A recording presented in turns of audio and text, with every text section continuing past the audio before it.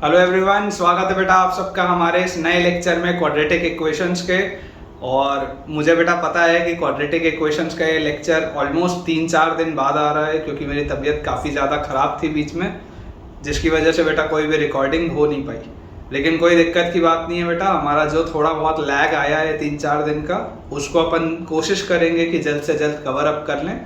और हम बेटा लास्ट लेक्चर में रूट्स किस तरीके से, मतलब ग्राफ कैसे स्केच किया जाता है, मैं आपको ये बता रहा था।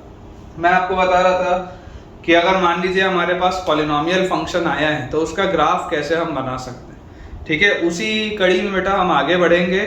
कुछ मैं आपको सवाल आज और कराऊंगा उसी पर बेस्ड, और फिर बेटा हम अपना नया टॉपिक स्टार्ट करेंगे। That will be the last topic of quadratic equations and that topic will be location of roots. Location of roots एक बहुत ही इंपॉर्टेंट टॉपिक है, बहुत बेटा ज़रूरी ये टॉपिक है, और हम आज उसे स्टार्ट करेंगे।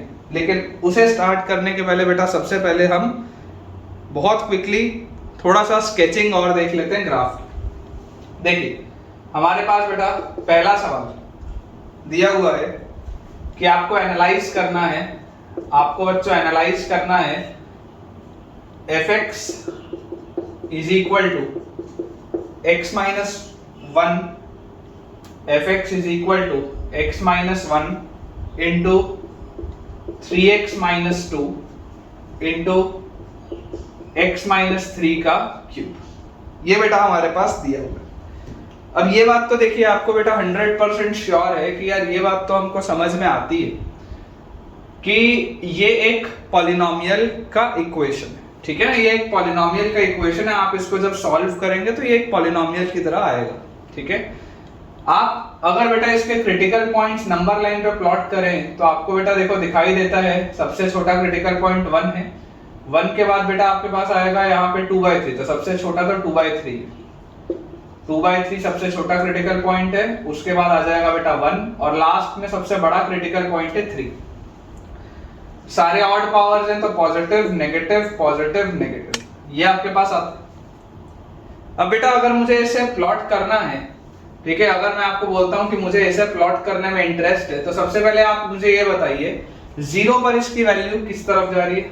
ये सारे क्रिटिकल पॉइंट्स तो यहां आ गए, 0 पर इसकी वैल्यू कैसी है।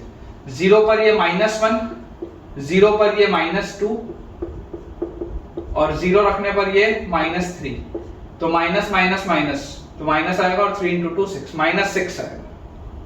यहां पर कहीं पर आएगा ये 0 पर। अब ये कौन सी बेटा टोटल पावर इसकी क्या है। टोटल पावर अगर आप देखेंगे यहां 1 है, यहां 1 है और यहां पर 3 है। इसका डिग्री तो 5 है, डिग्री 5 है, मतलब this is an odd power. Odd power का कर्व कैसा होता है। ऑड पावर का कर्व बेटा ऑल रियल नंबर्स लेता है। ऑड पावर का कर्व जो होता है वो ऑल रियल नंबर्स लेता है, चाहे ऊपर से नीचे जाएगा चाहे नीचे से ऊपर जाएगा, लेकिन लेता तो सारी रियल नंबर्स है। अब आप देखिए बेटा लीडिंग जो आपका कोफिशिएंट है, लीडिंग कोफिशिएंट क्या आएगा यहाँ पे, डिग्री 5 का कोफिशिएंट, लीडिंग कोफिशिएंट। तो अगर बेटा आप ध्यान से इसमें सोचेंगे तो लीडिंग कोफिशिएंट आपके पास आएगा यहाँ से x3, फिर यहाँ से जो x है उसके साथ 3 है और यहाँ पर x है उसके साथ 1 है, तो लीडिंग कोफिशिएंट तो 3 आना चाहिए, पॉजिटिव। लीडिंग कोफिशिएंट बेटा अगर पॉजिटिव है तो आप सोच कर देखिए, लीडिंग कोफिशिएंट अगर पॉजिटिव है तो इसका मतलब क्या होता है। पॉजिटिव लीडिंग कोफिशिएंट का मतलब होता है बेटा कि जैसे जैसे आपका x बढ़ता जाएगा वैसे वैसे आपका y भी बढ़ता जाएगा। याद करिए स्ट्रेट लाइन के केस में ऐसा था, y = x³ का ग्राफ ऐसा था, इस तरीके की चीजें आती थी। ये y = x वाली स्ट्रेट लाइन होती थी, देख लीजिए लीडिंग कोफिशिएंट 1 था, ऑड पावर। ये y = x³ का कर्व होता था, देख लीजिए लीडिंग कोफिशिएंट है। इस तरीके से आता था हमारे पास। तो पॉइंट क्या है बेटा समझने का कि अगर लीडिंग कोफिशिएंट पॉजिटिव है तो जब आप -∞ की तरफ जाओगे, जब आप x को लेकर -∞ की तरफ बेटा जाओगे तो आपको y किधर जाते हुए दिखेगा, -∞ की तरफ। y नीचे से उठना चालू होगा, y नीचे से उठना चालू होगा और एक एक करके सारी वैल्यूज लेगा। जब आप +∞ की तरफ जाओगे, जब आप x को बड़ा रखते जाओगे तो y भी बड़ी वैल्यूज लेता जाएगा, ये इसका मतलब होता है। तो यहां पर बेटा मेरे पास देखो क्या चीज आ गई, जैसी ये वाली चीज मैंने देख ली ध्यान से, तो मेरे पास आ रहा है बेटा क्रिटिकल पॉइंट्स में लिख लेता हूं 2/3 पर। देखो 2/3 यहां पर कहीं पर होगा, 2/3 यहाँ पर होगा, 2/3 के जस्ट बाद बेटा यहाँ पर कहीं पर 1 होगा, ठीक है, यहाँ पर कहीं पर 1 होगा, और उसके बाद 3 यहाँ पर कहीं पर होगा। इस तरीके का कुछ होगा। अब आप इसको अच्छे से जब बेटा बना के देखोगे तब आपको ज्यादा बेटर समझ में आएगा, लेकिन अंदाजे से समझने के लिए ठीक है। 2/3 पे मुझको बेटा दिखाई दे रहा है कि x की वैल्यू 2/3 रखने पर यार ये ग्राफ तो 0 दे रहा वैल्यू, मतलब ये यहाँ पे तो इस तरीके का होगा, ऐसा देख लो, ये आपका ग्राफ ऐसा इंक्रीज होता होता आ रहा है, ये आपका ग्राफ ऐसा इंक्रीज होता होता आ रहा है। यहाँ पे इसको मैं थोड़ा सा और अच्छे से बना लेता हूँ इस तरीके से, ठीक है ना। ये आपका बेटा ये वाला पॉइंट है 2/3 का। यहां से आप देख लीजिए माइनस इंफिनिटी से मेरा ग्राफ ऐसे, जब x माइनस इंफिनिटी की तरफ जा रहा है y भी माइनस इंफिनिटी की तरफ जाएगा, क्योंकि लीडिंग कोएफिशिएंट पॉजिटिव और ये बढ़ता हुआ आ रहा है। जब आप x की वैल्यू 0 रखेंगे, y की वैल्यू -6 रखेगा, बढ़ता हुआ आ रहा है, और 2/3 पर इसकी वैल्यू क्या मिल रही है, x की वैल्यू 2/3 रखते ही y की वैल्यू 0 मिल रही है। अच्छा 2/3 पर बेटा 0 मिल गया, उसके बाद आप मुझे एक बात बताओ, 2/3 के अलावा तो 1 पर भी इसकी वैल्यू 0 है। अगर 2/3 के अलावा 1 पर भी इसकी वैल्यू 0 है, इसका मतलब क्या है कि ये ग्राफ यहां से इंक्रीज तो होगा लेकिन फिर डिक्रीज भी होगा। जैसे ये देखो, इतने से हिस्से को मैं बता रहा हूं, यहां पर ध्यान से देखना, थोड़ा सा बड़ा करके दिखा रहा हूं, ये 2/3 है, ये 1 है। ये ग्राफ देखो यहां पर आपके पास इस तरीके से आया है, ठीक है ना, इस तरीके से, ये यहां वाला पैटर्न है, ये इस तरीके से आपका ग्राफ आया। 2/3 पर इसकी वैल्यू बेटा 0 है और 1 पर भी इसकी वैल्यू 0 है, मतलब ये बढ़ता हुआ ऐसा कुछ जाएगा और फिर डिक्रीज होगा 1 पर, क्योंकि 1 पर इसको क्या चाहिए, 1 पर इसको वैल्यू 0 चाहिए। 2/3 पर भी इसकी वैल्यू 0 है, 1 पर भी इसको इसकी वैल्यू 0 चाहिए, मतलब ये इंक्रीज होगा, 2/3 के बाद इंक्रीज होगा लेकिन फिर डिक्रीज होगा, तभी तो 1 पर 0 आएगी ना वैल्यू। भैया यहां से यहां तक ऐसे स्ट्रेट लाइन तो आ नहीं सकती, कर्व है, कर्व है तो ये इंक्रीज होगा फिर डिक्रीज होगा। अब इसके बाद बेटा जैसे ही हमको ये वाली भी चीज आती है समझ में कि हाँ भाई ये भी होगा, अब देखो 1 पर भी ये वैल्यू डिक्रीज होते जाएगी, 1 पर भी ये वैल्यू डिक्रीज होते जाएगी, लेकिन डिक्रीज होने के बाद दोबारा इंक्रीज करेगी, क्यों, क्योंकि 3 पर भी इसकी वैल्यू 0 हो रही है। तो 1 पर तो देखो, 1 पर तो बेटा ये इसकी वैल्यू डिक्रीज हुई ही है, 1 पर ये 0 होने के लिए यहाँ पर डिक्रीज हुई है, लेकिन ये डिक्रीज होते होते फिर एक पॉइंट के बाद दोबारा इंक्रीज करना चालू करेगी, दोबारा इंक्रीज करना चालू करेगी। अब जो बेटा हमको एक कंसेप्ट समझना है वो ये है कि देखो, जब आपके पास बेटा y=x³ का ग्राफ होता है, y=x³ का ग्राफ, तो वहां पर बेटा अगर आप ध्यान से समझेंगे ना तो वो ग्राफ कुछ ऐसा होता है, वो बिल्कुल एक स्ट्रेट लाइन नहीं आती, वो बिल्कुल एक स्ट्रेट लाइन नहीं आती बेटा। यहाँ 0 पर ना एक ऐसा इन्फ्लेक्शन आता है, ये इन्फ्लेक्शन क्या होता है ये आगे आएगा बेटा आपके पास, है ना, मैं पढ़ाऊंगा आगे, लेकिन बिल्कुल ये स्ट्रेट लाइन नहीं आती, ये हल्का सा ऐसा कर्व आता है, हल्का सा ऐसा इन्फ्लेक्शन आता है, ये इस तरीके से हल्का सा इन्फ्लेक्शन आता है 0 पर। आप इसको चाहो तो डेस्मॉस में बना के देख सकते हो। तो उसी तरीके से बेटा मैं आपको बोल रहा हूँ कि ये जो 3 वाला पॉइंट है ना, 3 वाला पॉइंट, ये 3 वाले पॉइंट पर भी ये जो ग्राफ होगा, ठीक है, ये ग्राफ आपका हल्का सा ऐसे इन्फ्लेक्ट करेगा, मतलब ये बिल्कुल सीधा सीधा ऐसा इंक्रीज नहीं हो जाएगा। 3 पर इसकी वैल्यू देखो 0 हो रही है तो यहाँ पर तो आएगा ही, 3 पर इसकी वैल्यू 0 हो रही है, लेकिन यहाँ से हल्का सा ये इन्फ्लेक्ट करेगा, यहाँ पर ये देखो, ये हल्का सा मैंने ऐसे इन्फ्लेक्ट करवाया, ये ऐसा ऐसा, ये हल्का सा यहाँ पे इन्फ्लेक्शन आएगा, ये जो मैंने किया ना, ये हल्का सा बेटा आपके पास इन्फ्लेक्शन आएगा यहाँ पे, ठीक है। तो इस तरीके से बेटा ये इसका अप्रोक्सीमेट ग्राफ होगा। बहुत ज्यादा इसका बेटा यूज तो नहीं है, लेकिन हाँ अगर इसकी अंडरस्टैंडिंग आपको हो, अच्छे से आती हो, तो यार इससे ना सवाल बनाने में फील बहुत बढ़िया आती है। और कई सारे ऐसे बेटा सवाल होते हैं जो बिना इसके जनरली सॉल्व नहीं हो पाते, कई बार ऐसे भी सवाल होते हैं, ठीक है बेटा। तो ये भी हमको आता है समझ में। यहाँ पे मुझे लग रहा है मैंने एक थोड़ी सी कैलकुलेशन में गलती ये कर दी है कि जब आप x की वैल्यू 0 रखोगे तो x की वैल्यू 0 रखने पर ये -1, ये -2, लेकिन यहाँ पर बेटा -3 नहीं आएगा, -3 का क्यूब आएगा, मतलब यहाँ पर -27 आएगा, ठीक है। हालांकि अपने आंसर को, मतलब कर्व के पैटर्न को फर्क नहीं पड़ता, थोड़ा सा बस वैल्यूज में फर्क पड़ेगा कि यहाँ जो -6 लिखा है इसको आप -54 लिख लेना, बस इतना ही फर्क पड़ेगा, ठीक है। इसको करेक्ट कर लेना, यहाँ पर अपन ने क्यूब इग्नोर कर दिया था, क्यूब अगर करोगे तो यहाँ -54 आएगा, सिर्फ इतनी चीज का बेटा आपको ध्यान रखना है।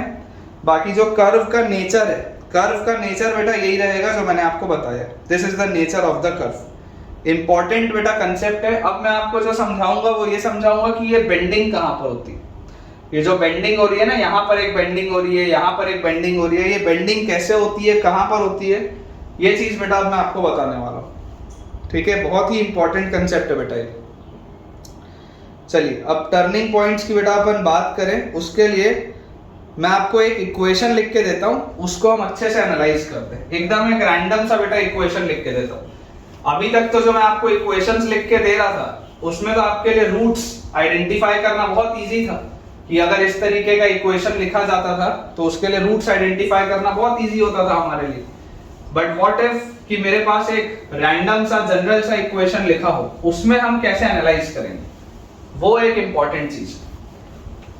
ठीक है ना, वो बेटा एक बहुत ही इंपॉर्टेंट चीज है। देखिए आपको एनालाइज करना है fx इज इक्वल टू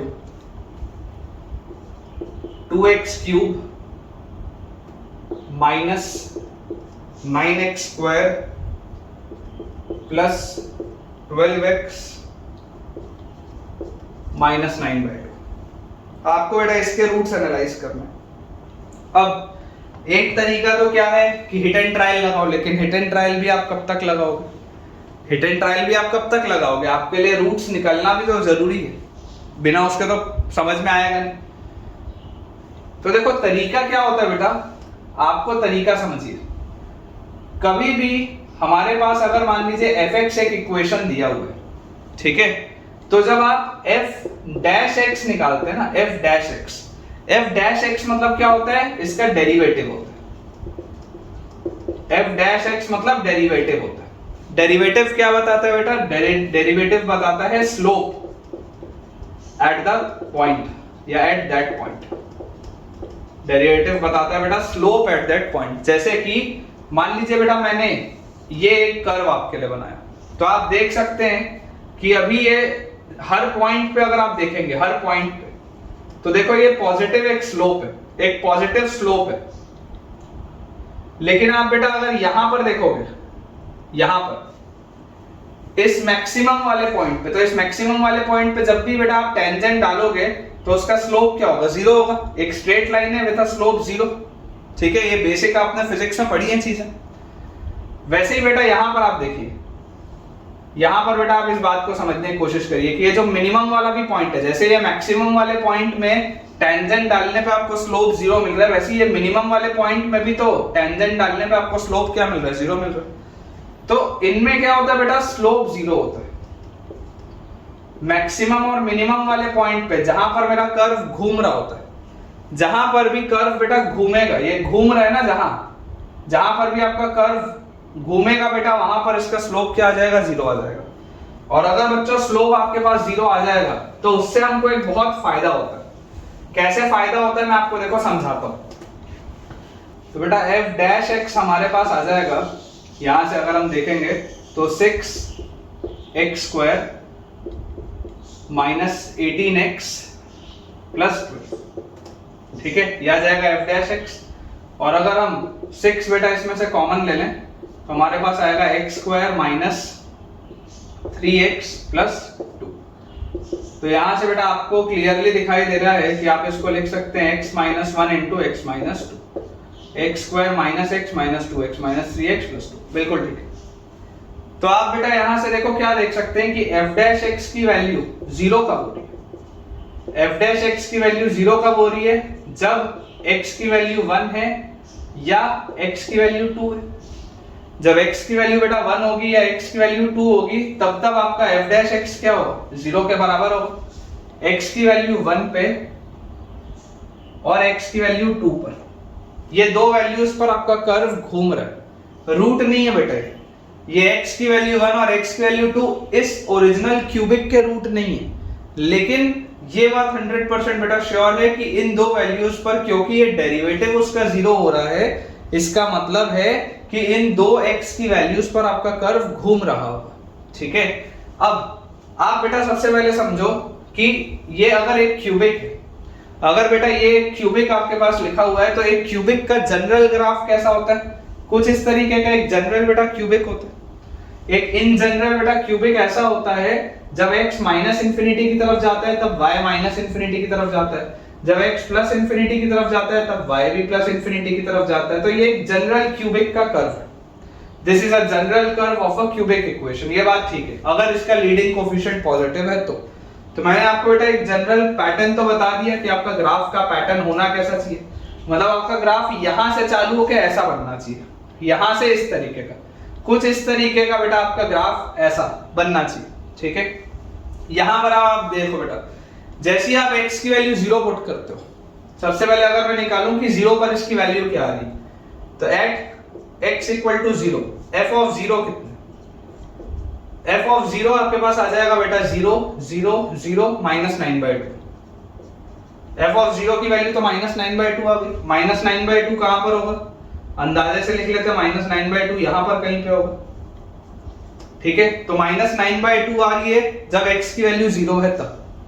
अच्छा 1 पर इसकी क्या वैल्यू है, at x equal to 1, f of 1 क्या है, f ऑफ 1 है 2 माइनस 9 प्लस 12 माइनस 9/2। तो आपके पास देखो क्या आ जाएगा, 2 और 12 14, 14 में से 9 गया तो 5। ठीक है, यहां आ गया बेटा आपके पास 5 और 5 माइनस 9/2, तो 5 2 से 10 माइनस 9 हाफ आएगा बेटा, ये हाफ आएगा आपके पास, f ऑफ 1 का वैल्यू हाफ आएगा।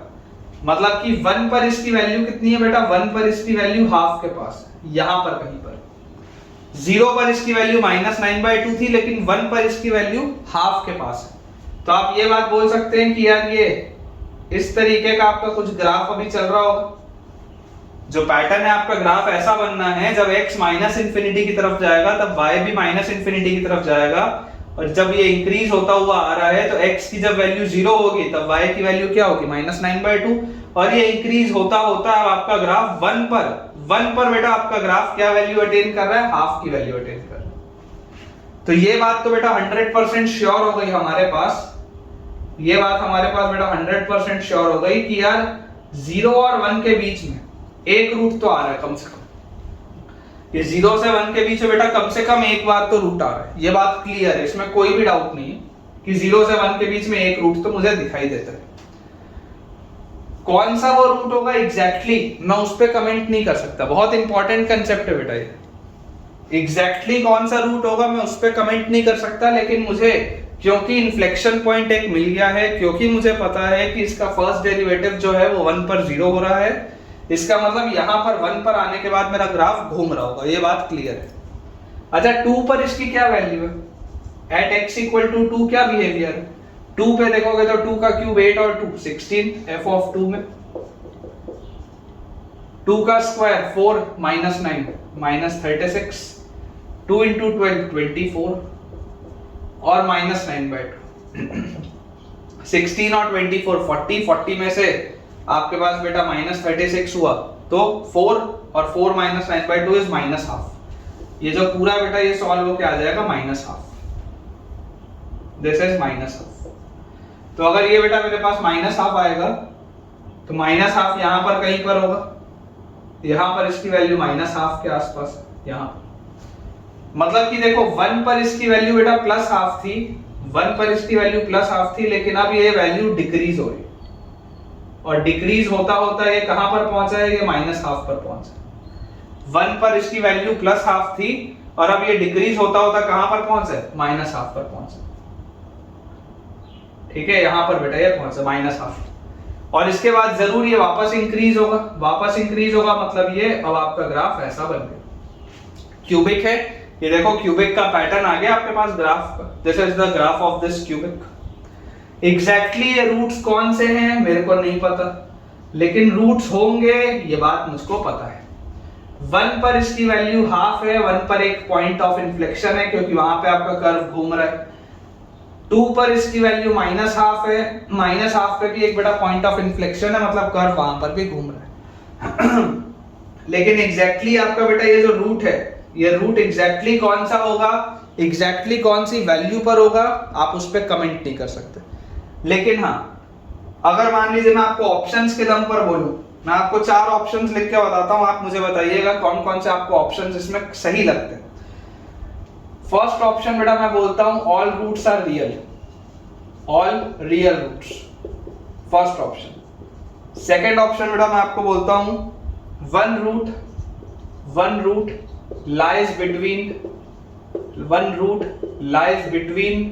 0 and 1, one root lies between 0 and 1। फिर है one root lies between 1 and 2, 0 और 1 के बीच में भी है, 1 और 2 के बीच में भी है। और उसके बाद वन रूट लाइज बियॉन्ड 2, मतलब एक 2 से बड़ा है। अगर बेटा ये 4 मैं आपको ऑप्शन देता हूं तो आपको भी ये बात समझ में आनी चाहिए कि ये चारों ही ऑप्शन सही है। All these 4 options are correct. ऐसे सवाल आए हैं, ऐसे सवाल बनते हैं। आप बिल्कुल भी ये मत सोचिए कि यार हमारा टाइम वेस्ट हो रहा है, इसका हमको कोई काम नहीं है। बेटा ऐसे सवाल बनते हैं। आपको ग्राफ कंफर्टेबली आना चाहिए बनाना, आपको पता होना चाहिए कि अंदाजे से ग्राफ कैसे बनाया जाता है, आपको पता होना चाहिए कि यार डिफरेंशिएट कहां पर करते हैं, डिफरेंशिएट करने से फायदा क्या होता है, पॉइंट ऑफ इन्फ्लेक्शन क्या होता है, कर्व कहां घूमेगा कहां नहीं घूमेगा। एक जनरल क्यूबिक जो होता है, एक जनरल क्यूबिक माइनस इन्फिनिटी से प्लस इन्फिनिटी सारी वैल्यूज लेता है, तो उसका किस तरीके का ग्राफ होता है, ये सारी बातें बेटा आपको समझ में आनी चाहिए। आप जिस दिन इन सारी चीजों में अच्छे से बेटा कंफर्टेबल हो जाएंगे, तब आप जाके कहीं बोल सकते हैं कि आपका मैथ्स में कमांड आ गया और आपका फिर कोई भी शायद सवाल गलत ना हो। लेकिन जब तक बेटा हमारा वो कमांड नहीं आता ना, तब तक हमको मेहनत करते रहना बहुत ज्यादा जरूरी है। ठीक है, तो यार मेरे हिसाब से तो ये जो चीज है ये बहुत इंपॉर्टेंट थी। ठीक है, ये बेटा मैंने आपको करा दिया है। अब हम चलते हैं अपने अगले सवाल की तरफ। एक आध अपन सवाल और करते हैं, उसके बाद फिर आगे बढ़ जाएंगे। ठीक है, 1-2 सवाल और हैं, वो करते हैं, फिर आगे बढ़ेंगे बेटा अपन।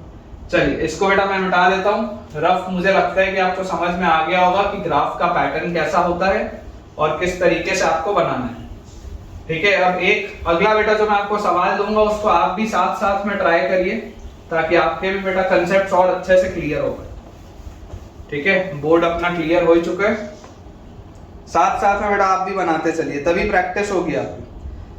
और जिसका भी बेटा जल्दी जल्दी अगर आपके भी सवाल बनते जा रहे हैं तो यार मुझे कमेंट्स में जरूर बताइएगा कि हाँ सर हमको भी बन रहे हैं और सारी चीजें समझ में आ गई। देखिए नेक्स्ट बेटा हमको क्वेश्चन दिया हुआ है, एक सेकंड रुक जाइए।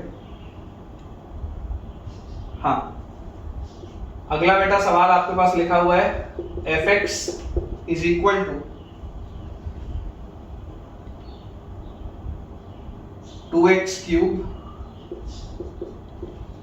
Cube minus 9x square plus 12x minus 3।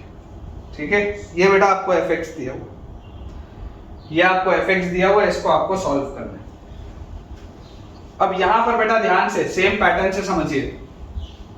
Cubic है, लीडिंग कोएफिशिएंट पॉजिटिव है, मतलब इस तरीके का आपका पैटर्न होगा, इस तरीके का पैटर्न बनेगा। अगर मैं f डैश x निकालूं, f डैश x, तो इसका डिफरेंशिएशन होगा क्या, 6x square minus 18x plus 12। Same ही डिफरेंशिएशन हो रहा है, पिछले में भी यही था।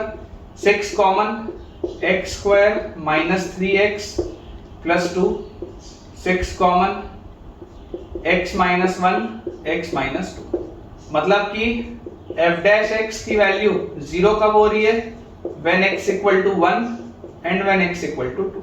ये दो आपके पास बेटा पॉइंट ऑफ इन्फ्लेक्शन आ रहे हैं जिनमें आपके कर्व घूम रहे होंगे। ये बात श्योर कि इन पॉइंट ऑफ इन्फ्लेक्शन पे हमारे कर्व घूमेंगे, इसमें कोई डाउट नहीं। जैसे ही बेटा ये वाली चीज हमको समझ में आती है, अब यहां पर बेटा, यहां पर मैं आपको बोलता हूं कि यार ये तो हमने कर लिया, इसका आप ग्राफ बताओ क्या होगा। तो आप क्या बोलेंगे सबसे पहले तो कि 0 पर देखो क्या हो रहा है, 0 पर इसकी क्या वैल्यू आ रही है। तो जैसे ही बेटा एट x इक्वल टू 0 आप निकालेंगे तो f ऑफ 0 कितना आ रहा है, f ऑफ 0 आ जाएगा 0 0 0 माइनस 3 आ रहा है। मतलब 0 पर तो यार इसकी वैल्यू माइनस 3 आ रही है, 0 पर इसकी वैल्यू माइनस 3 आ रही है, इसमें कोई डाउट नहीं। इन्फ्लेक्शन का पॉइंट अभी भी वही है, 1 है और 2। अच्छा 1 पर इसकी क्या वैल्यू आ रही है? What is the value at x equal to 1? x equal to 1 आप रखेंगे तो f ऑफ 1 अगर आप देखेंगे तो 2 minus 9 plus 12, 2 minus 9 plus 12 minus 3, तो 2 और 12 कितना हो गया बेटा? 2 और 12 हो गया 14, 14 में से 3 गया 11, 11 में से 9 गया 2, इफेक्टिवली ये 2 आ रहा है। ठीक है, f ऑफ 1 की वैल्यू बेटा 2 आ रही है आपके पास। यहां पर कहीं पर होगा ये 2, यहां पर होगा कहीं, मतलब कि आपका ग्राफ बेटा देखो इस तरीके से बनना स्टार्ट होगा, ऐसा कुछ ऐसा आपका ये ग्राफ बनना चालू होगा। ठीक है, कि ये पहले इस तरीके का था कि जब x माइनस इंफिनिटी की तरफ है, जब x बेटा माइनस इंफिनिटी की तरफ है तब y भी माइनस इंफिनिटी की तरफ है, और उसके बाद आपका बेटा ये इंक्रीज होना स्टार्ट हुआ और 1 पर इसकी वैल्यू किसके पास आ रही है? तो 1 पर बेटा इसकी वैल्यू आ जा रही है लगभग 2 के आसपास। अब 2 पर इसकी क्या वैल्यू है ये देखते हैं। What is the value at x equal to 2? जैसे ही आप बेटा x इक्वल टू 2 पर इसकी वैल्यू देखेंगे तो f ऑफ 2 आ जाएगा बेटा 2 इंटू 2 का क्यूब, 2 का क्यूब 8 और 2 16, फिर 2 का स्क्वायर 4 और 9 माइनस 36, फिर 2 और 12 24 और माइनस 3, तो 16 और 24 40, 40 में से 36 गया, 4 4 में से 3 गया, 1 आ रहा है यार, ये तो 1 आ रहा है। f ऑफ 2 की वैल्यू 1 आ रही है, f ऑफ 2 की वैल्यू 1 आ रही है, तो ये 2 था तो यहाँ पे कहीं पे 1 होगा, यहाँ पर कहीं पे 1 होगा। इसका मतलब क्या है? इसका मतलब ये है कि देखो यहाँ से ये आपका वैल्यू यहाँ पे, यहाँ से ये आपका डिक्रीज हुआ, ऐसा ये डिक्रीज होना स्टार्ट हुआ, और डिक्रीज होने के बाद बेटा देखो यहाँ तक ये डिक्रीज हुआ, और उसके बाद क्या होगा? ये कर्व वापस आपका इंक्रीज होना स्टार्ट हो जाएगा। डिक्रीज होने के बाद ये कर्व बेटा वापस आपका इंक्रीज होना स्टार्ट हो जाएगा इस तरीके से। तो यहां पर बेटा आप क्लियरली देखिए क्या चीज देख सकते हैं कि यार इसका सिर्फ एक रूट है, ओनली 1 रियल रूट, मतलब कि हर क्यूबिक के 3 रूट हों, क्या ये जरूरी है? क्या ये जरूरी नहीं है। इस क्यूबिक का सिर्फ एक रियल रूट है। बेसिकली रियल रूट कब निकलता है हमारे पास? जितनी बार बेटा वो एक्स एक्सिस को कट करता है उतने उसके रियल रूट निकलते हैं। आप देख सकते हैं ये वाला बेटा जो क्यूबिक है, ये वाला क्यूबिक आपका एक्स एक्सिस को केवल एक बार कट कर रहा है 0 और 1 के बीच में। मतलब आप इवन ये भी बोल सकते हैं कि 1 real root lies between 0 and 1। बिल्कुल सही है, 0 और 1 के बीच में एक रियल रूट होगा। एग्जैक्टली कौन सा होगा आपको नहीं पता, आप बेटा उस पर कमेंट नहीं कर सकते कि एग्जैक्टली ये रूट होगा या नहीं होगा, लेकिन हाँ एक रूट होगा 0 से 1 के बीच में, ये बात आप 100% श्योरली बेटा बोल सकते हैं। फंक्शन की वैल्यू 1 पर 2 आ रही है, फंक्शन की वैल्यू 2 पर 1 आ रही है, तो ये दोनों पॉइंट ऑफ इन्फ्लेक्शन है, ये दोनों ही बेटा पॉइंट ऑफ इन्फ्लेक्शन है। यहां पर भी वर्टिकल स्लोप आपका 0 है, यहां पर भी आपका वर्टिकल स्लोप 0 है, दोनों ही पॉइंट ऑफ इन्फ्लेक्शन है, लेकिन इसका रूट सिर्फ एक है क्योंकि ये एक्स एक्सिस को सिर्फ और सिर्फ एक बार ही कट कर रहा है। ठीक है बेटा, तो ये वाला भी पॉइंट मुझे उम्मीद है आपको क्लियर होगा। अगला सवाल देखते हैं। ठीक है, 2 सवाल और करेंगे, उसके बाद फिर अपना बेटा ये वाला जो एनालाइज करने वाला पोर्शन है पॉलिनोमियल के ग्राफ का वो कंप्लीट हो जाएगा।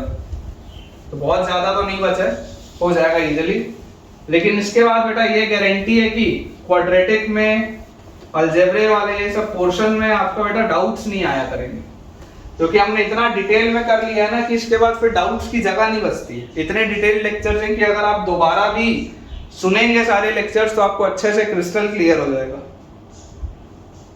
अगला बेटा हमको सवाल दिया हुआ है, find how many roots of the equation, find how many roots of the equation fx is equal to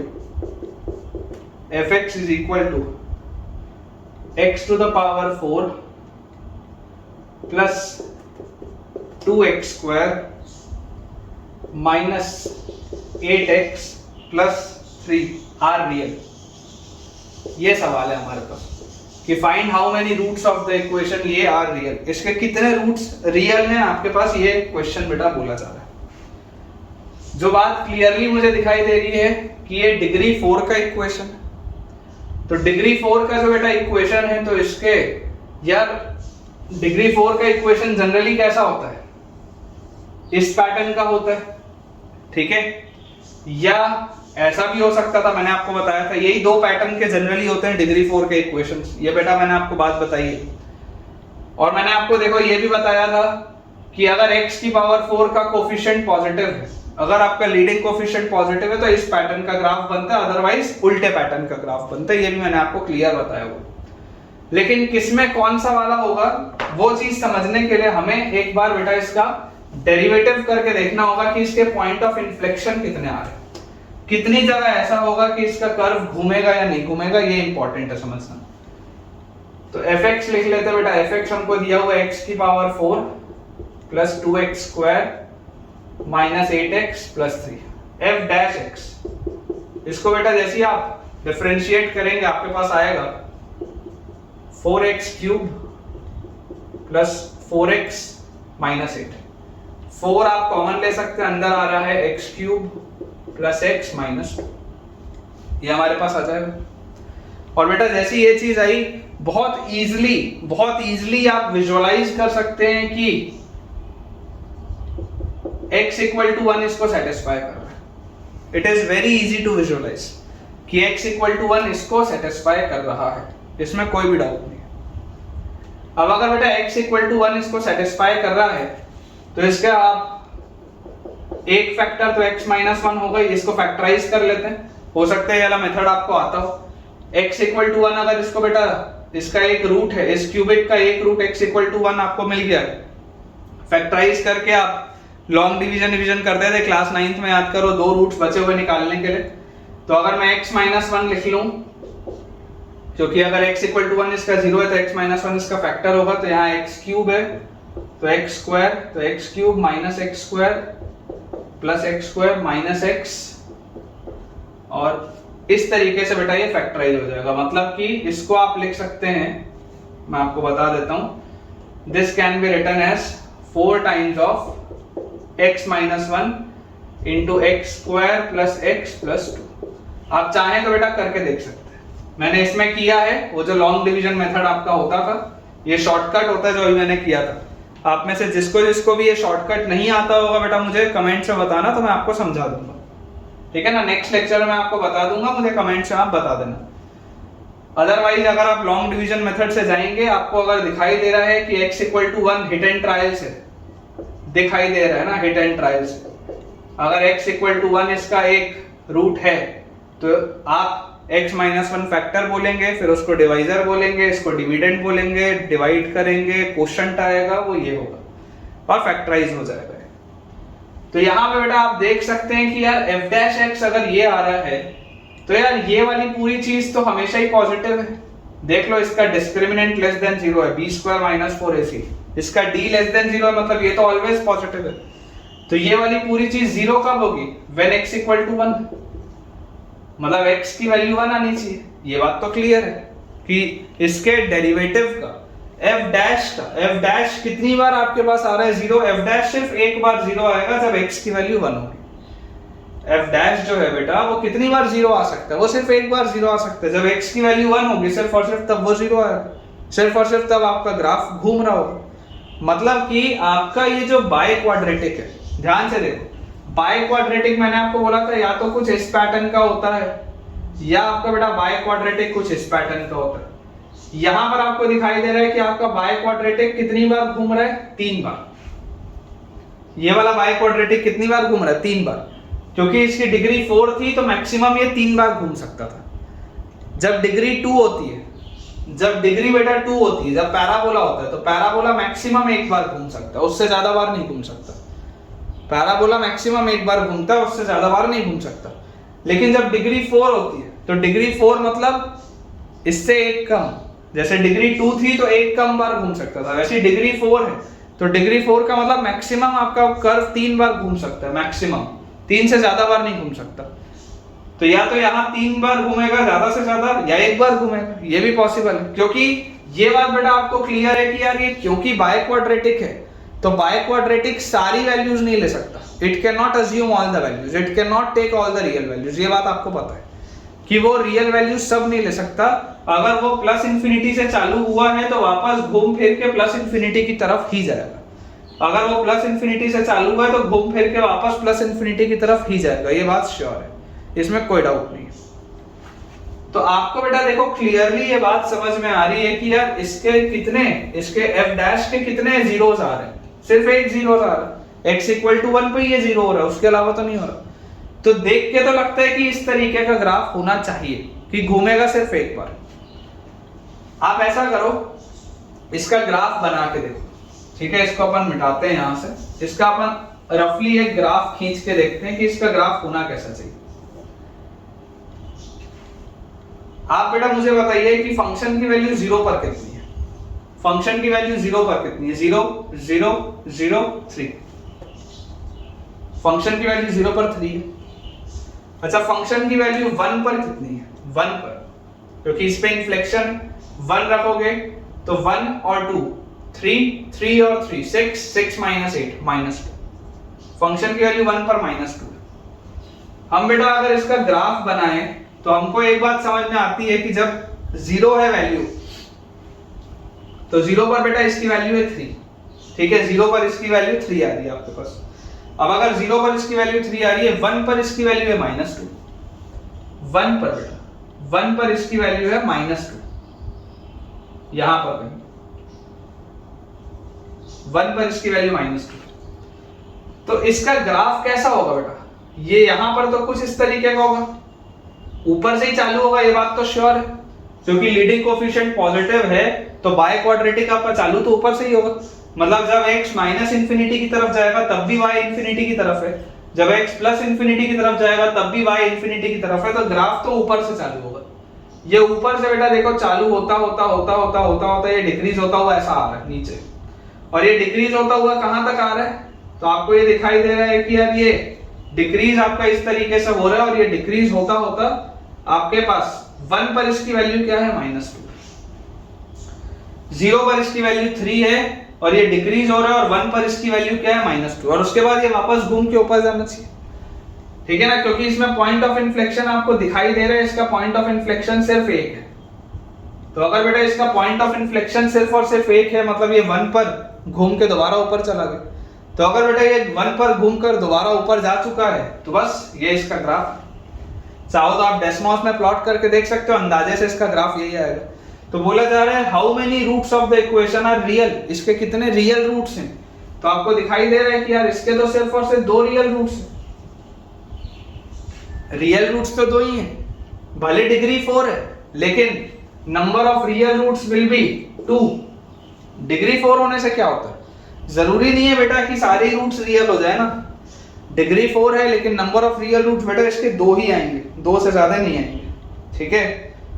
बाकी मैं भी इसका एक बार अंदाजे से इसका ग्राफ देख लेता हूँ। तो अपने हिसाब से तो ये ग्राफ बिल्कुल करेक्ट है बेटा, ठीक है ना। अपने हिसाब से ये ग्राफ बिल्कुल एक्यूरेट बना है।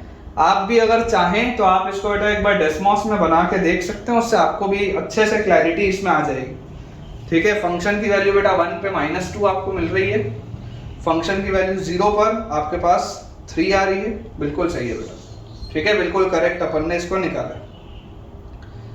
चलिए एक आखिरी बेटा अपन सवाल करते हैं इस कंसेप्ट का, इस पैटर्न का, है ना। वन लास्ट क्वेश्चन क्लियर अगर बेटा अच्छे से हो रहा है तो यार अपने पॉजिटिव कमेंट्स शेयर करना बिल्कुल भी ना भूलें। आपको अगर लगता है कि थोड़ा बहुत अब आप ग्राफ बनाने में कंफर्टेबल हो गए हैं इन लेक्चर्स के बाद, क्योंकि इसका पर्पस ही सिर्फ ये था, ये वाला बेटा जो मैंने आपको लास्ट लेक्चर में थोड़ा सा इंट्रोड्यूस किया था और आज जो कराया है उसका पर्पस सिर्फ ये है कि हमें ग्राफ समझ में आने लगे कि पॉलिनोमियल का ग्राफ होता कैसे। क्वेश्चन हमारे पास बेटा लिखा हुआ है, how many real solutions does the equation, how many real solutions does the equation, how many real solutions does the equation fx is equal to x to the power 7 plus 14 x to the power 5 plus 16 x cube plus 30x minus 560। ठीक है, ये एक equation है बेटा आपके पास। Have how many real solutions does the equation have. ये बेटा हमको सवाल दिया हो। एक बड़ा सा आपके पास इक्वेशन है डिग्री 7 का। डिग्री 7 का इक्वेशन है, मतलब इसका ऑड पावर है और लीडिंग कोफिशिएंट पॉजिटिव। अगर ऑड पावर है और लीडिंग कोफिशिएंट पॉजिटिव है तो ये बात तो श्योर है कि ये इस पैटर्न वाले ही कुछ होगा, ग्राफ ऐसा ही कुछ ग्राफ होगा। अब वो ऐसा है या ऐसा है, वो जो भी है, जो भी इसी पैटर्न का होगा ना, ये बात तो श्योर है ना कि ओवरऑल पैटर्न यही होगा। क्योंकि स्ट्रेट लाइन भी होती थी तो यही तो पैटर्न की होती थी, y = x वाली लाइन। पैटर्न यही होगा। डिग्री अगर ऑड है और अगर लीडिंग कोफिशिएंट पॉजिटिव है, इसका मतलब सिर्फ ये है कि जब x माइनस इंफिनिटी की तरफ जाएगा तब y माइनस इंफिनिटी की तरफ जाएगा, जब x प्लस इंफिनिटी की तरफ जाएगा तब y भी प्लस इंफिनिटी की तरफ जाएगा। मेन जो पैटर्न है वो ये। इसको बेटा हम डिफरेंशिएट एक बार करके देखते हैं। ठीक है, इसको डिफरेंशिएट करके देखते हैं कि हमारे पास क्या आ रहा है। तो देखिए f डैश x बेटा आपके पास आ जाएगा 7x की पावर 6 प्लस 14 इंटू 5 70 x की power 4 plus 48 x square plus 30। ये हमारे पास आ जाता है f डैश x।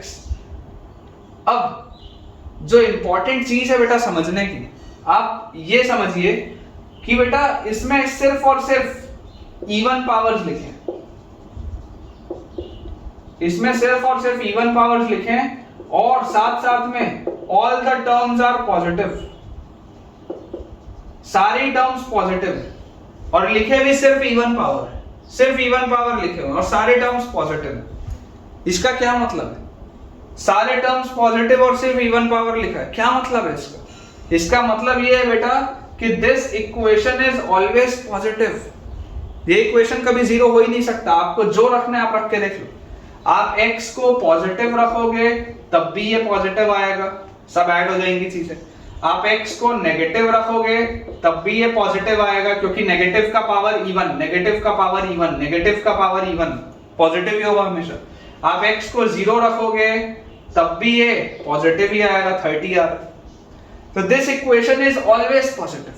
अब अगर f डैश x हमेशा ही पॉजिटिव है बेटा, अगर f डैश x हमेशा ही पॉजिटिव है मतलब आपका कर्व घूम ही नहीं रहा है कभी भी।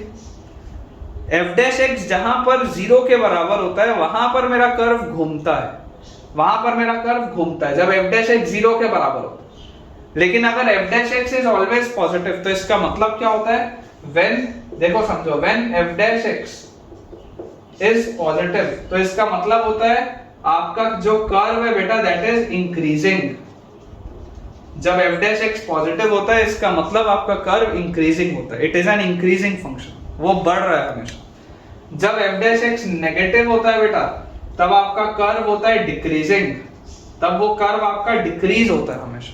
ठीक है, तो यहां पर बेटा आप एक बात 100% समझ सकते हैं कि देखिए 0 पर इसकी वैल्यू क्या आ रही है? 0 पर 0 0 0 0 माइनस 560 आएगी, कहीं पे होगा यहाँ पे माइनस 560, बहुत छोटा नंबर। तो ये आपका बेटा जो ग्राफ होगा ना, देखो ये आपका ग्राफ इस तरीके से आ रहा है, यहां से ये आपका ग्राफ इस तरीके से आ रहा है। पैटर्न तो वही है, माइनस इंफिनिटी की तरफ जाओगे y माइनस इंफिनिटी की तरफ है, प्लस इंफिनिटी की तरफ जाओगे बेटा y प्लस इंफिनिटी की तरफ है। तो ये आपका ऐसे इंक्रीजिंग ही है, ये आपका कुछ ऐसा इसी तरीके का ग्राफ है। अंदाजे से ये ग्राफ कुछ ऐसा ही है, ये बढ़ ही रहा है ग्राफ, कभी भी घूम के वापस नहीं बढ़ेगा। मैं ये नहीं बोल रहा हूं कि स्ट्रेट लाइन है, this is not a straight line, this is not a straight line, this is a curve. एक कर्व है लेकिन ये कर्व कभी भी झुक नहीं रहा है, ये कर्व कभी भी वापस ऐसा आपके पास मतलब पॉइंट ऑफ वो नहीं आ रहा है बेटा, इंक्लिनेशन नहीं आ रहा है कहीं पर भी, है ना, इन्फ्लेक्शन आपके पास कभी भी नहीं आ रहा है बेटा। ये चीज सिर्फ और सिर्फ इंक्रीज हो रही है। क्योंकि एफ डैश एक्स कभी भी जीरो नहीं हो सकता, आपका कर्व कभी भी घूमेगा नहीं, वो सिर्फ और सिर्फ है ना इंक्रीज होगा। समझ आ रही है बात? तो ये बेटा आपके पास पैटर्न है। अगर ये आपके पास पैटर्न है मतलब कि ये मैक्सिमम इसके कितने रियल रूट्स हो सकते हैं? सिर्फ एक। मैक्सिमम इसके कितने रियल रूट्स हो सकते हैं? ये तो बोला ना how many real solutions does the equation have.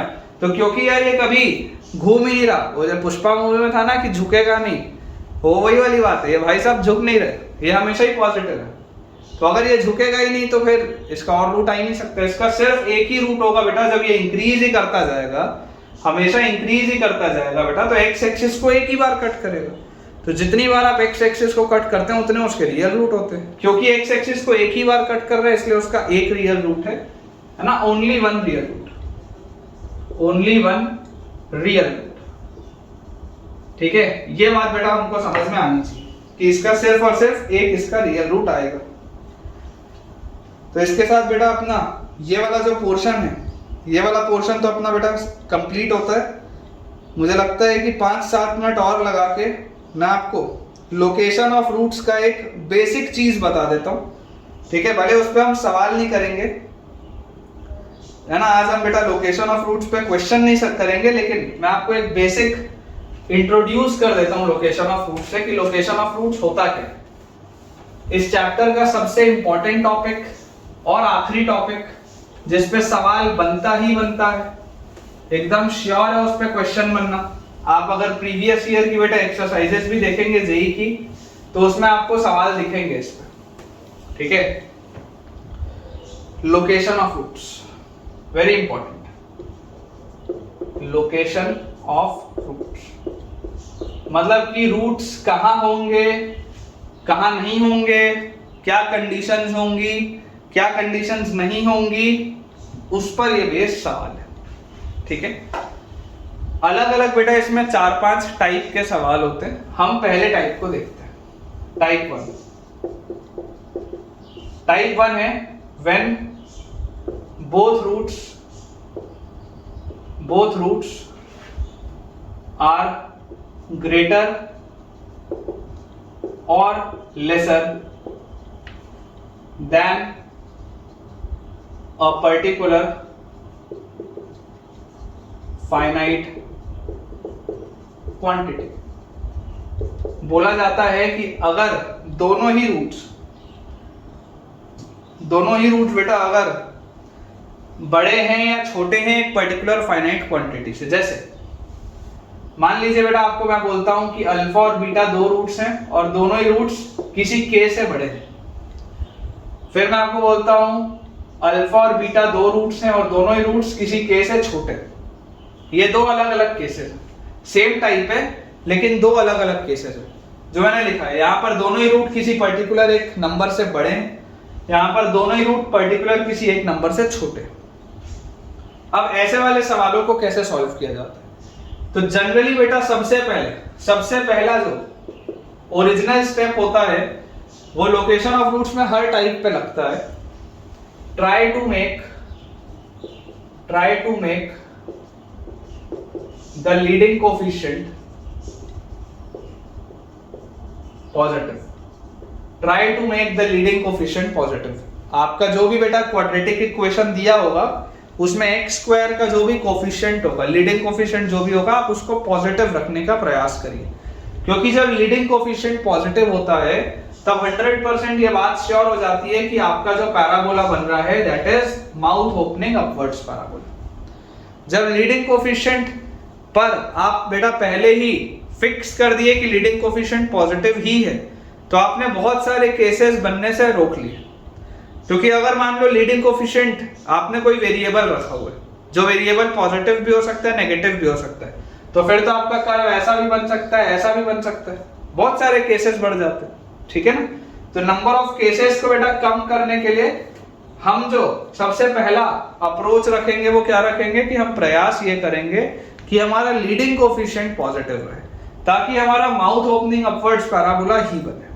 ठीक है, अब इसमें बेटा हमें बोला जा रहा है कि ये जो दोनों रूट्स हैं, ये जो दोनों ही रूट्स है अल्फा और beta, both are greater than a particular number. ये दोनों ही किसी पर्टिकुलर नंबर के से बड़े, के छोटा है, ये दोनों ही उससे बड़े। और यहाँ पर बेटा आपको बोला जा रहा है कि ये जो दोनों रूट्स हैं अल्फा और बीटा, ये दोनों ही रूट्स किसी पर्टिकुलर नंबर k से छोटे, किसी पर्टिकुलर नंबर k से छोटे। तो अब इसमें हम कौन कौन सी चीजें लिख सकते हैं फॉर श्योर, वो आपको देखना है। जैसे अगर दो रूट्स की बेटा बात हो रही है, अगर बेटा दो रूट्स की बात हो रही है, तो एक तो आप सबसे पहले लिख सकते हैं कि यार इसका discriminant greater than equal to 0, ठीक है ना। अभी आपको ये नहीं बोला है कि अल्फा और बीटा अलग अलग है, अगर अल्फा और बीटा सेम हुए तो d इक्वल टू 0 हो जाएगा, अगर अल्फा और बीटा अलग अलग हुए तो d ग्रेटर देन 0 हो जाएगा। तो एक बात तो ये श्योर। और आप क्या बोल सकते हैं, और बेटा आप बोल सकते हैं कि फंक्शन की वैल्यू k पर जो होगी, देखो फंक्शन की वैल्यू k पर जो होगी बेटा वो 100% क्या होगी, पॉजिटिव होगी। ये बात भी 100% श्योर है कि अगर अल्फा और बीटा बेटा दोनों ही k से बड़े थे तो फंक्शन की वैल्यू k पर जो भी आएगी, फंक्शन की वैल्यू k पर बच्चों जो भी आएगी वो क्या होगी, पॉजिटिव होगी। Very important step, very important. ये बात आप बोल सकते हैं कि फंक्शन की वैल्यू k पर पॉजिटिव आएगी। ये आपका fx का ग्राफ है ना, this is the graph of fx। और आप क्या बोल सकते हैं, एक तीसरी चीज बेटा, तीन चीजों की मैं बात जनरली करूंगा सब में। तीसरी चीज है बेटा x coordinate of the vertex, तीसरी चीज है x coordinate of the vertex. ये जो वर्टेक्स का x कोऑर्डिनेट -b/2 है, आप बेटा जिसको बोलते हैं वर्टेक्स का x coordinate, for the quadratic equation ax² plus bx plus c equal to 0, जिसके दो रूट्स हैं अल्फा और बीटा। ठीक है, तो -b/2 है, क्या होगा बेटा, k से बड़ा होगा। ये बात आपको आती है समझ में, ठीक है ना। -b/2 है जो होगा वो भी k से बड़ा होगा। ठीक है, ये बेटा आपके पास कुछ पॉइंट्स हैं जो मैंने आपको लिख के दिए कि इन जनरल ये आप पॉइंट्स क्लियरली बोल सकते हैं। सवाल जब हम बेटा करेंगे नेक्स्ट लेक्चर में तब उस पे आपको क्लैरिटी और अच्छे से आएगी, लेकिन फिलहाल आप सिर्फ समझ के चलिए। मैं अगले लेक्चर में भी ये सारी बेटा चीजें बोलूंगा आपको दोबारा। वैसे ही अगर आप यहां पर देखेंगे तो इस केस में बेटा ये बात तो श्योर है कि इसका discriminant greater than equal to 0 होगा। दो रूट्स हैं, अगर दोनों अलग अलग हुए तो d ग्रेटर देन 0, दोनों बराबर हुए तो d इक्वल टू 0। यहां पर भी बेटा आप बोल सकते हैं कि फंक्शन की वैल्यू k पर जो होगी, k पर देखो फंक्शन की वैल्यू क्या आ रही है, पॉजिटिव आ रही है। ये fx का ग्राफ है, फंक्शन की वैल्यू k पर पॉजिटिव आ रही है, ये बात श्योर। और -b/2 है बेटा यहाँ जो होगा वर्टेक्स का x कोऑर्डिनेट, वर्टेक्स का x कोऑर्डिनेट बेटा यहाँ पर k से छोटा होगा।